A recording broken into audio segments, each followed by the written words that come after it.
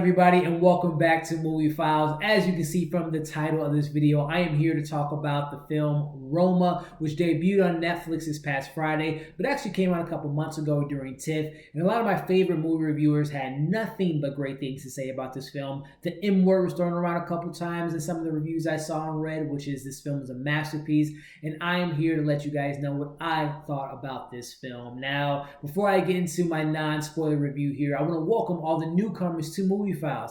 If you haven't already, do us a favor, hit that subscribe button as well as that notification bell so you can stay up to date with all of our latest movie reviews, trailer reactions, TV reviews, as well as unboxing videos. Now, with that out of the way, let's talk about the film Roma.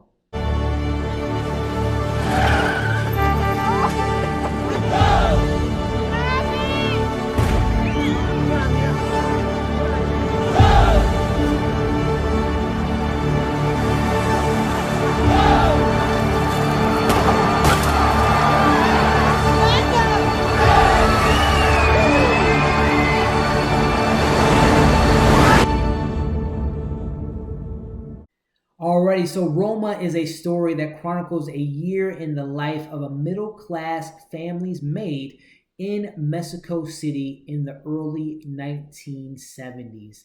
Now, as I said up top, this is a spoiler-free review, so I will not give any big plot points or anything that happened in the film, but I do want to because I saw this film a couple days ago, and I've seen it twice already, once for myself, and then I wanted Morgan to check it out. So I took some notes down, so if I'm looking down during this review, I'm not looking at my phone, I'm checking out some notes I took on the film, so I want to break this review down in the sense of I want to touch a little bit on the story, again, without giving too much away, touch on the performances, the director of this film, and then give you guys my score of this movie at the end of this video. Now, starting up top, let's talk a little bit about the story, again, without giving too much away.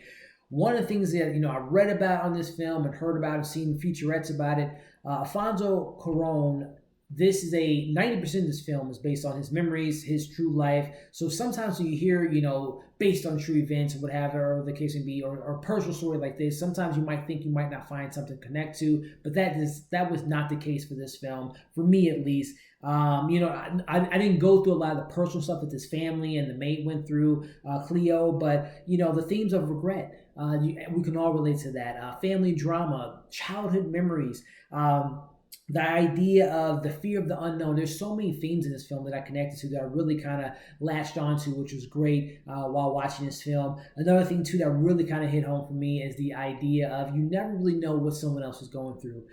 Again, not giving too much away. You can read the synopsis, you can see the trailer, but you have Cleo, who's the maid of this family. Again, it's middle-class family, and the family's going through some drama that we see through Cleo's eyes, but then Cleo has her own things that she's dealing with, and the family doesn't really kind of know the depths of what she's going through. So it's just really kind of interesting to see how the parallels of these two certain main characters that I'll talk about later in the performances, how their stories are connected and they're just so different and how it's affecting them in each way. So I just thought that theme really kind of hit home with me, which was the theme of you never really know what the person next to you is going through, or someone that you think what they're going through in their personal life. So another thing that I really loved about the story was the use of the camera. The camera conveyed the story in a way where, Alfonso Cuarón is known for these long takes in films such as Gravity or Children of Men, where he uses the camera beautifully. And I'll talk about him later in this review as far as the direction part of the film. But, the story is told by the camera, and he does such a great job of using it and conveying what the characters are thinking, what kind of mindset they're in. And I just thought that was beautiful and how it was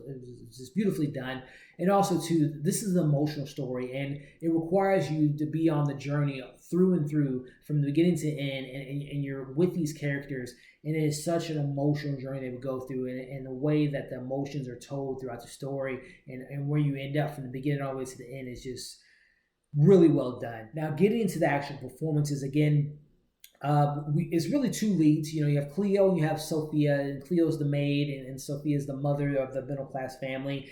And number one, Cleo, I don't want to butcher her name. I'll list all the cast in the description below, but this is her first film, and she did such a phenomenal job of conveying emotions. You really care for this young lady, Cleo. You really were rooting for her throughout the film. And again, this is her very first film, and she just knocked it out of the park. I hope, not that this validates her performance, but I hope she gets some type of nomination come February of next year when it comes to the Oscar season and all that good stuff. She did such a great job. And also, like I had mentioned, the wife, Sophia, who carried her own emotional weight. The kids in this movie were great. The grandmother was great. Everybody on screen did such a great job. But like I said, the big standout for me, who was the lead of this movie, was Cleo. She just knocked it out of the park. Now, going into the actual direction part of this review, guys, Alfonso Cuarón is, he's one of the greatest of all time. I'm going to say it. Children of Men is a phenomenal film. Gravity, I haven't revisited in a while, but I remember seeing it in the theater and just being blown away. He knows how to tell a story. He knows how to use the camera. He just does a great job of being a director, and this is a phenomenal feat from him. Not that this is the first time ever done in Hollywood, but Alfonso directed this film. He wrote the film. He edited the film. This was such a personal story for him, and you can just tell by the way it was handled, the black and white, the way it was shot, again, his camera use. I can just go on and on about the phenomenal feat that he did with this film, but all in all, he handled the cast well. He told the story. He's on top of his game. Again, I think he's one of the best directors in Hollywood, and he shows everything he has to offer in this film. Again, it looks beautiful.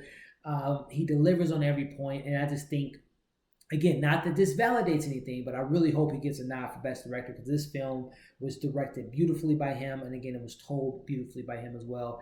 I can go on and on for another 10 minutes about his direction style, but he was just phenomenal on handling this movie. Now, kind of wrapping up this review, guys, I've said all these positive things. There were some things that and it's not necessarily negative, but there were some nitpicking things. Number one, with it being a personal story, there were some scenes that I thought could have been taken out. But again, who am I to say? This was based off his memories. This is how he felt about certain things. But for me, as a narrative and as a film, I thought there were certain scenes that could have been replaced by other ones to get some other insight of where the characters were at and what they were going through. Other than that, kind of looking at my notes here, and this is another nitpicky thing.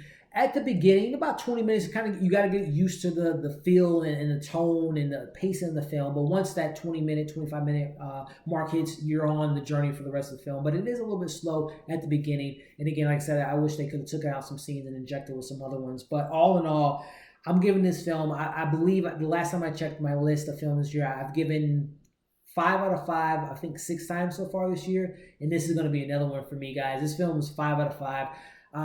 Masterpiece. I'm gonna watch it a few times, but this is a damn near perfect film in my opinion. The way it's shot, the way it's directed, the performances.